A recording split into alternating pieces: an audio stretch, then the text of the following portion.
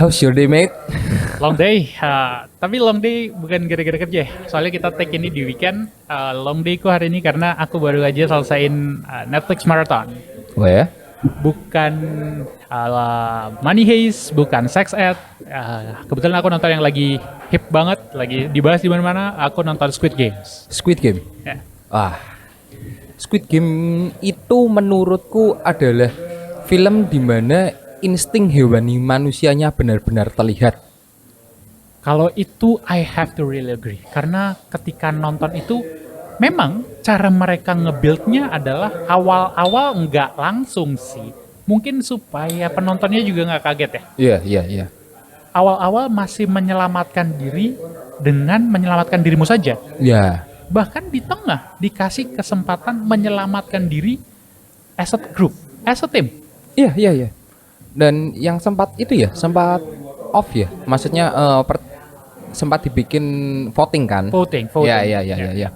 Tapi kita cerita kayak gini disclaimer enggak nih? Kok disclaimer? Apa? Fuck. Apa? Spoiler. Kurasa enggak lah. Ya udahlah ya. Ya udahlah. Oh, memang lihat di TikTok juga banyak ya udah. Episode awal terkesannya memang menyelamatkan diri ya. Ya, kamu kalau mau hidup ya kompeten, cepat baca situasi. Dan cara nge-build up-nya tuh yang bikin itu ya kalau masih itu semua orang ngelakuin itu sehari-hari ya. Kalau kamu mau makan ya kerja, kompeten. Mulai dikasih contoh bahwa kalau mau hidup bekerja sama. Dapat banget tuh waktu di tarik tambang tuh. Tarik tambang, iya. Bener-bener ya memang oke. Power, koneksi dan semuanya itu berpengaruh. Tapi bekerja sama untuk mencapai sebuah tujuan sama pentingnya. Iya, sama pentingnya. Dan memang goalnya kebetulan sama. Iya. Nah, goalnya kebetulan sama. Itu saat dimana mungkin insting binatang kita dikumpulin jadi satu untuk jadi work as a pack lah, dimana cari makan, berburu bersama. Like a wolf ya. Like a wolf. Ya. Cuman itu ada 9 episode. Iya. Episode berapa menurutmu pecahnya? Ketika di episode 6 aku bener-bener ngerasa it's not dark, it's just animal. Bukan hewan, bukan dark gitu loh. Itu filmnya bukan, kalau ada orang yang bilang, aduh filmnya dark banget. Bukan, itu bukan dark. Itu cuma animal. Itu cuman animal ya? Ya, itu cuma seperti, Koko tahu ikan lele? Iya. Kalau dikasih pelet, dia makan tuh pelet. Tapi kalau nggak dikasih tuh pelet, dilihat temennya, gemuk juga nih temennya. Enak nih kayaknya nih. Hajar. Tapi memang itu adalah posisi di mana mungkin manusia berada di ujung tanduk. Yuk, kamu harus mendorong orang lain ibaratnya. Iya, betul. Mulai dibikin yang grup membunuh secara bersamaan banyakan. Sampai mulai ujungnya di one on one. Padahal kalau yang nonton pasti bahkan aku saat menonton terbentuk pemikiran bahwa ini satu-satu ini akan lawan grup lain kan, pastilah. Hampir semua orang tuh kebentuknya pasti ini berdua lawan grup lain dua. Siapa yang nyangka bahwa itu yang disuruh jadi lawan? Dari sini kamu masih percaya manusia nggak? Di bagian situ ada yang membuat aku mempercayai manusianya juga. Di episode 6 itu, di saat aku nggak tahu ya nama Korea mungkin terlalu susah buatku.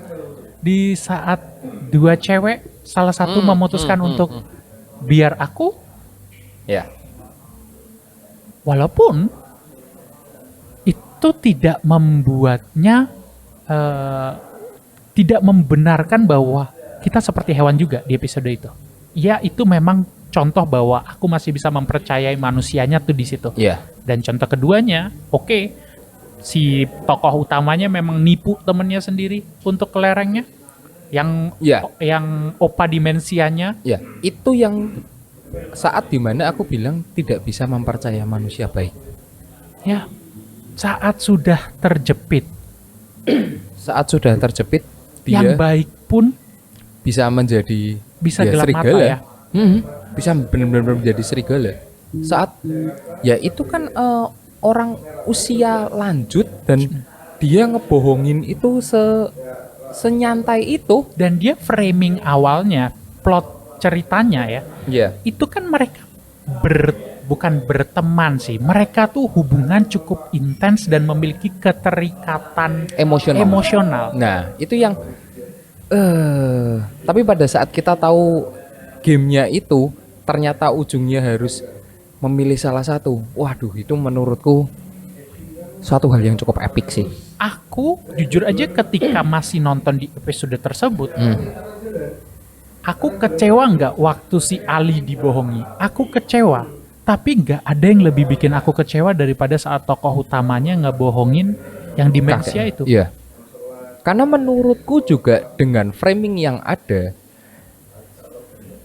you like, Aku kayak yang mana nih? kamu kayak oke, kita Ya. bilang ya, kamu Ya. kayak sama-sama menilai lah. Oke. Kalau menurutku, kamu adalah yang bertahan di terakhir sampai mana final, yang bohongin Ali. Aku nggak tahu namanya siapa. Aku juga pokoknya yang Let me googling. nggak yang dikit-dikit lulusan SNU itu ya.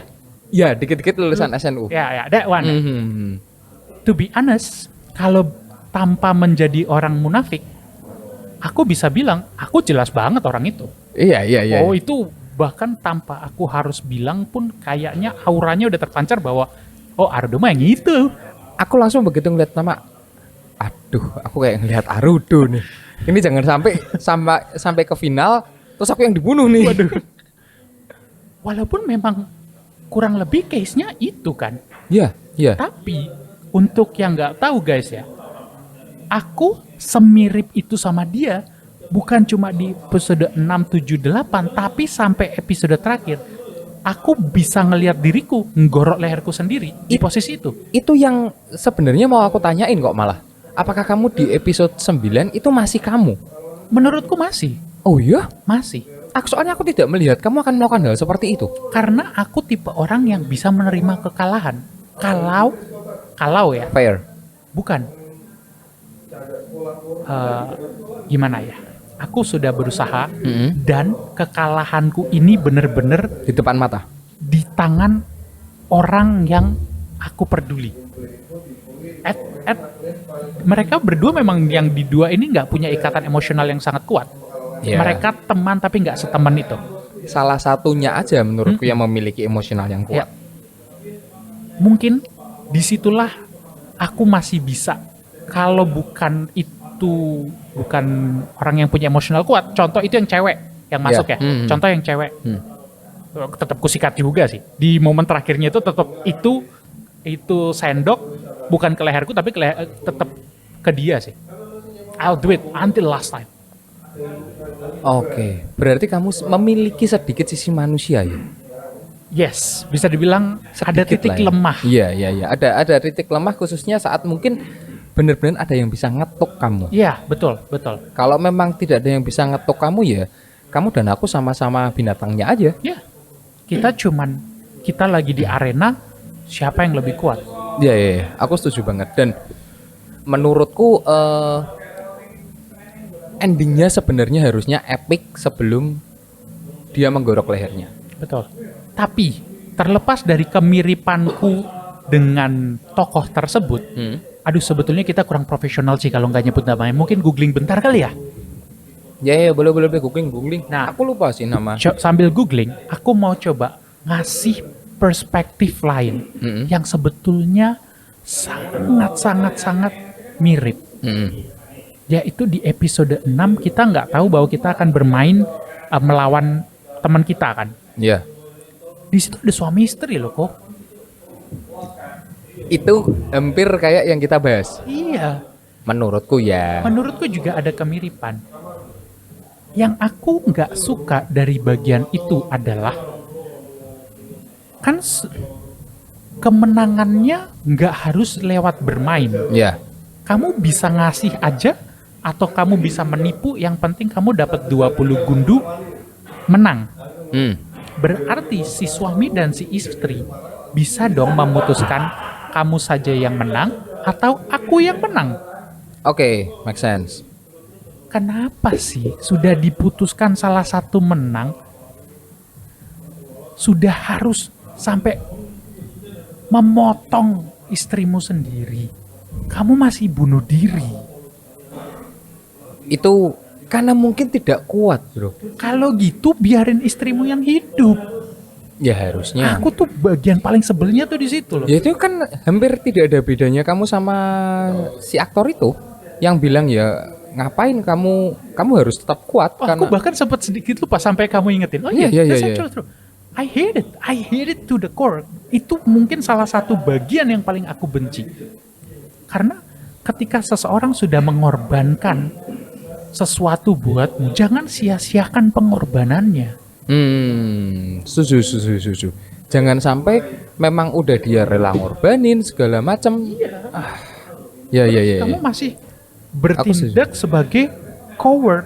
Kalau kamu memang ngerasa aku nggak akan mampu loh untuk menerima efeknya seperti itu, betul. ya mendingan sama-sama kamu yang mati aja. Nah, kalau aku itu mungkin jadi salah satu pilihan nih, karena kalau kamu draw sampai akhir, itu udah jelas dibunuh dua-duanya sih. Ngelihat dari gimana mudahnya mereka menarik pelatuk ya. Iya. Ketika nggak ada yang bisa menentukan siapa yang menang, aku yakin dua-duanya dibunuh. Itu benar-benar film yang nguras emosional, Yes. yang nguras selain emosional antar pasangan, terus habis itu friendship. Iya. Cuman memang ujungnya adalah ya manusia itu binatang. Tapi di film yang memiliki pesan bukan pesan sih, cara penyampaian sebrutal itu, ada pesan luar biasanya yang aku ngerasa kita memang binatang. Tapi yang sangat dititik beratin oleh film itu equal right-nya sih. Gila sih itu. Equal right. Iya, bahwa tidak boleh ada kecurangannya. Yes, kalian boleh bertindak seperti binatang, tapi kalian harus kompeten. Ketika ada dokter yang ngebedah-bedah itu dikasih bocoran, ya, itu dianggap sebagai kecurangan, Ya. dan langsung dieksekusi.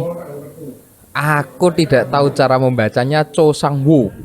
Sangwoo, kalau nggak Sangwoo. cuman dibacanya Sangwoo doang. Sang-woo. Nah, Aku ya ngelihat Sang-woo bener-bener ya it's a real fucking Naruto.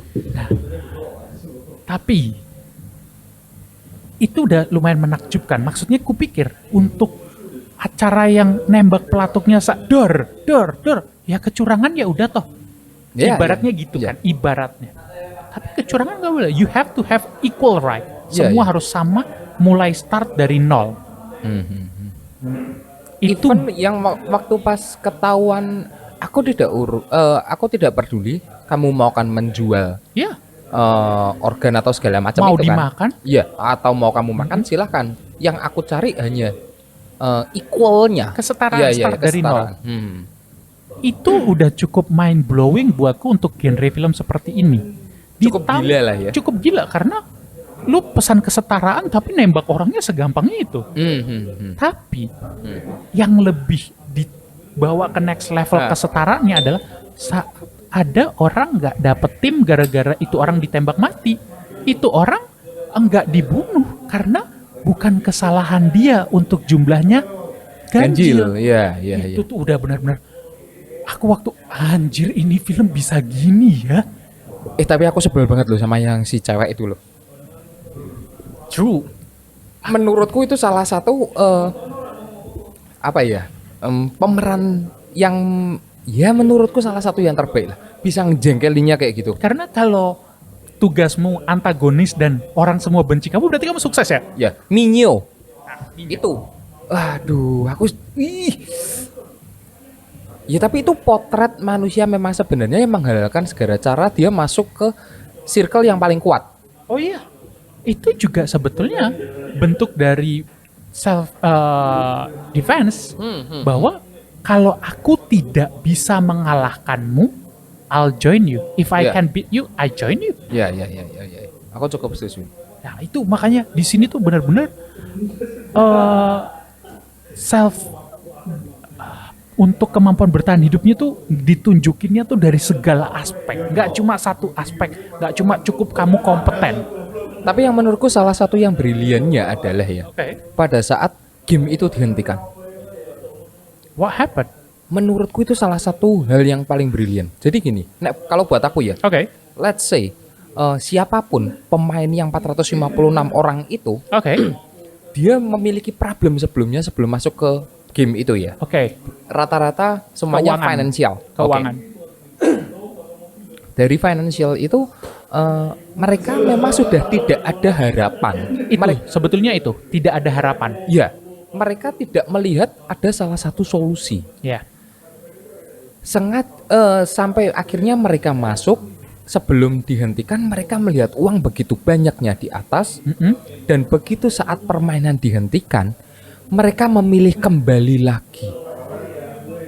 Itu adalah, kalau aku analoginya adalah kita ngelihat suatu masalah sudah tidak ada solusi, tapi ternyata ada solusi meskipun itu salah. Oh yaudah aku jalanin aja. Itu kayak do or die. Ya. Tapi versi paling kejam lah ya. Ya. Do or die. Tapi kalau aku ini ngomong ini aku akan bakal menyimpang dari film banget sih. Apa tuh? Ada case kayak gini. Satu orang baik dengan kumpulan 3 atau 4 orang yang bermasalah. Yang pertama mungkin dia menjadi simpanan. Yang kedua adalah dia menjadi, aku tidak menyalahkan tapi aku tidak menjudge platform ini jelek, tapi dia membuat salah satu di OnlyFans. Ada satu lagi yang memang live buka-bukaan. Ada yang memang satu lagi ya memang quote on quote pekerja aja. Satu orang ini total ada 5 orang. Satu orang ini orang yang baik. Melihat itu bukan sebagai suatu hal yang patut diikutin. Bahkan tidak terlintas di kepalanya hingga suatu saat 4-empatnya bercerita. Sebenarnya tuh aku kayak gini. Itu orang pertama. Orang kedua sebenarnya aku tuh bikin OnlyFans. Orang yang ketiga sebenarnya bilang aku tuh live yang hot lah. Terus yang satu lagi ya memang aku bekerja. Yang menjadi bahaya itu sebenarnya untuk orang kelima. Saat dia berusaha lurus, tapi pilihan itu sebenarnya tidak terlihat di depan mata, tapi dikenalkan oleh orang terdekat. Dinormalisasi. Itu yang menurutku paling bahaya. Akan sampai pada titiknya mereka juga akan memikirnya, kita kembali lagi ke movie-nya ya. Oh ini normal, aku sudah tidak ada jalan keluar, aku tidak tahan melihat ibuku yang ternyata seperti ini, ya udahlah aku tak ikut terpaksa masuk ke dalam gamenya. Jadi itu menjadi hal yang normal. Itu yang menurutku bahaya sih. Dan cara dia ngasih judulnya, aku nggak tahu Koko nontonnya pakai gimana. Cuman kalau aku nomor 2 episodenya, itu episode satu-satunya aku tahu judulnya. Hell. Judulnya neraka, Hell. Cuma gitu doang. Translatannya aku nonton pakai bahasa Inggris, Hell. Menurutku, that's actually right. Itu yang apa ya? Episode kedua. Episode 2 tuh yang momen dimana mereka akhirnya memutuskan balik lagi ke acara tersebut. Oke. Karena analogi Hell tuh cocok bangetnya tuh gini. Oke, hidupmu sekarang itu memang sesusah itu. Tapi akan lebih susah lagi saat kamu keluar dari game ini. Nggak akan ada bedanya. Kamu saat balik ke hidupmu yang kemarin itu, kamu cuman akan ngerasa sama hopelessnya. Baliklah ke neraka ini, tapi kamu melihat harapan. Walaupun cuma 1 titik. Harapan 1 titik itulah kenapa mereka balik. Aku cukup setuju sih, dan memang ya makanya aku bilang salah satu hal terepiknya adalah saat permainan itu dihentikan. Menurutku itu genius. Itu akan menunjukkan di mana kamu sebelumnya tidak tahu ada pilihan lain kan? Ini aku kasih pilihan yang lain. Take it or leave it. Aku tidak akan memaksa kamu. Tapi saat itu 93% kalau aku tidak salah ingat, itu semuanya kembali. Betul. Di mana 93% itu adalah menurutku angka-angka yang benar-benar yaitu majority. Karena 93% itu menggantungkan melihat bahwa aku mati besok nggak ada artinya. Tapi satu titik cahaya di ujung itu, it could change my life. Cuman yang aku sempat benar-benar shock dengan movie ini, the way they build the story, kupikir yang menang bisa lebih dari satu loh. I don't think so dari awal sih. Kalau aku dari awal, kupikir bisa lebih dari satu, jujur aja. Kalau aku dari awal memang sudah beranggapannya ya yang menang satu.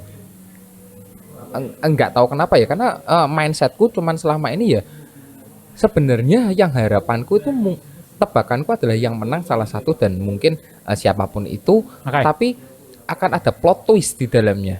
Let's say plot twistnya ternyata dia tidak mengambil uangnya. Lah itu plot twist yang ternyata benar sih, aku juga baru sadar sekarang. Awalnya dia nggak ngambil, akhirnya diambil juga kan? Iya, akhirnya diambil juga. Oke. Kalau kita balik ke kebinatangan kita,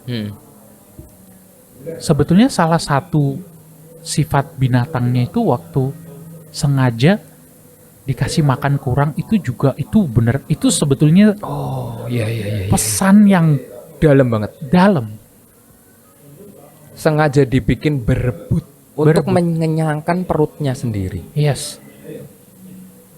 Untung nggak dikasih senjata ya saat malam digelapin itu. Yang pertama. Ya. Untung nggak dikasih senjata. Kalau kasih senjata mungkin sudah ada pemenangnya mungkin. Ya betul. Nah di situ bahwa dan itu insting hewannya tanpa perlu kita tunjukin. Mereka udah tahu bahwa malam ini akan ada pembantaian. Setelah dinormalisasi membunuh satu orang di depan publik. Ya. When killing is right, nggak ada dosa lagi. When killing is right, everybody gonna be killed. Ya kan? Kan yang sebetulnya aku punya pandangan ya. Yang membuat aku tidak membunuh dia hari ini cuma hukum dan dosa mungkin. Tanpa hukum / garis miring dosa, I'll probably kill him already. Nah, di situ hukum dan dosanya dicabut dan sengaja dibilang to their face, nggak ada hukum, nggak ada dosa di sini. Semuanya sah. Dari sana baru hewannya keluar. Baru setan mulai menunjukkan wajahnya.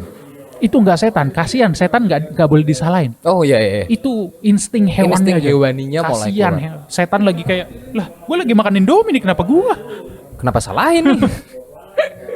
Cuman aku cukup setuju dan aku melihat contoh nyatanya di salah satu yang percontohannya tadi aku bilang, yang lepas dikit dari movie. Saat mungkin orang itu memang baik dan memang hidup ingin lurus, bukan banyak godaan, ya banyak yang memberitahukan ini loh ada pintu kesuksesan yang lain instan yang kamu ambil secara instan, dan itu yang paling berbahaya.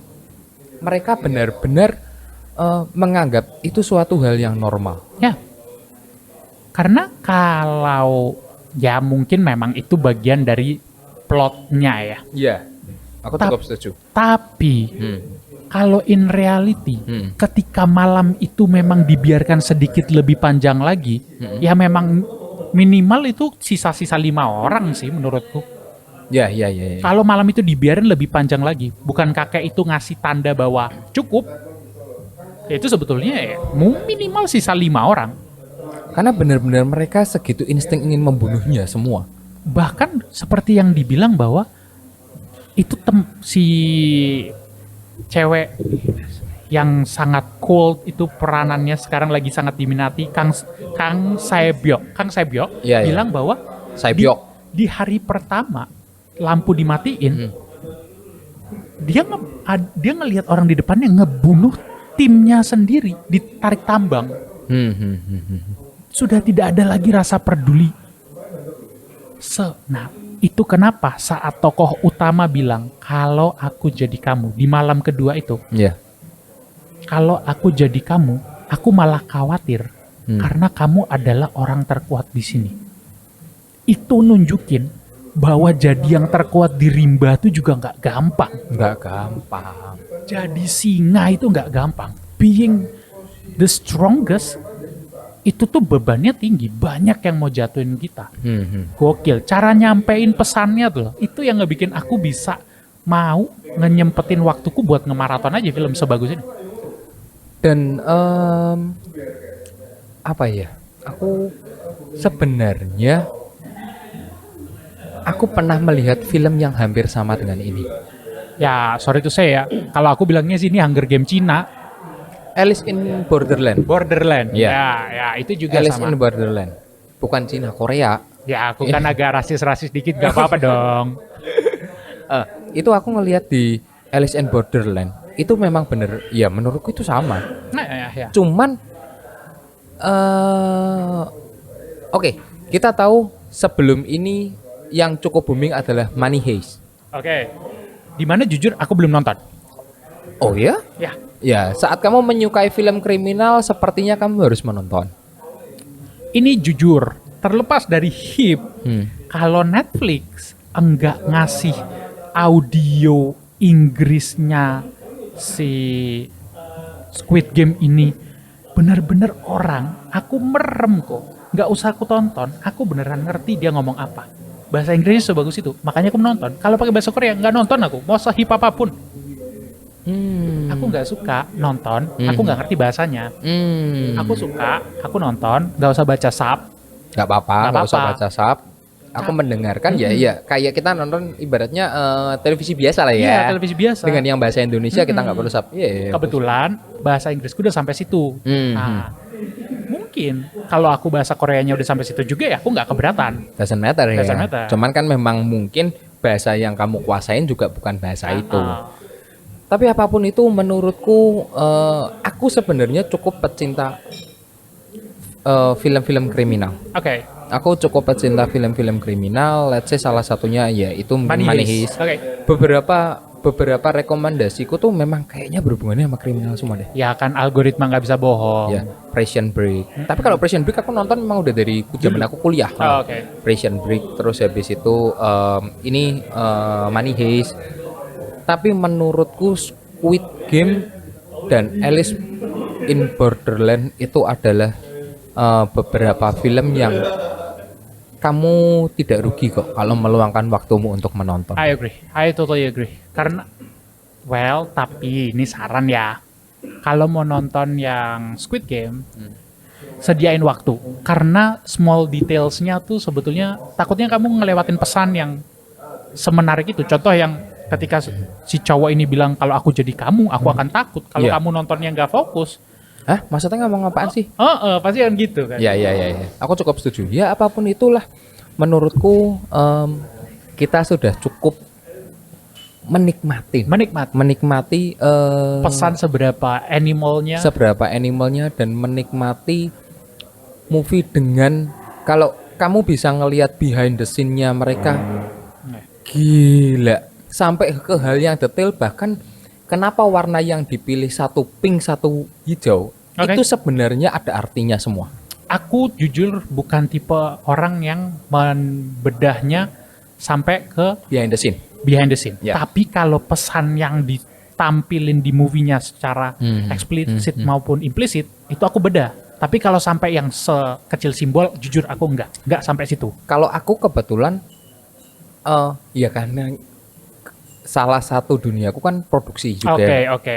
Jadi aku akan melihat hal itu sebagai sesuatu yang menarik ya? Oh, ternyata sampai segininya. Benar-benar. Jadi mungkin sedikit sebelum ini penutup, itu kan ada lingkaran warna. Segitiga warna. Bukan. Ada lingkaran warna. Di mana lingkaran warna itu yang warna merah itu kalau ditarik garis lurus sebenarnya dia seberangannya dengan warna yang itu, yang jaket yang dipakai. Sama itu. Jadi memang benar-benar dibikinnya opposite. Sampai hal sedetail itu mereka pikirin. Ya. Dan menurutku it's a great movie. Aku suka karena ada hal-hal kecil kayak gitunya. Itu tipe movie yang aku sukai. Aku soalnya kalau nonton movie fokus. Nah, untuk menutup obrolan kita malam ini kok. Sebetulnya kalau aku jelas banget aku Sang-woo. Ya, pasti. Who are you? I don't think so, man. No, I don't even know who I am di sini. Karena menurutku aku tidak bisa melihat seberapa binatangnya aku. Pertanyaannya, aku yang tadi langsung menilai you are Sang-woo. Am I right? Who am I?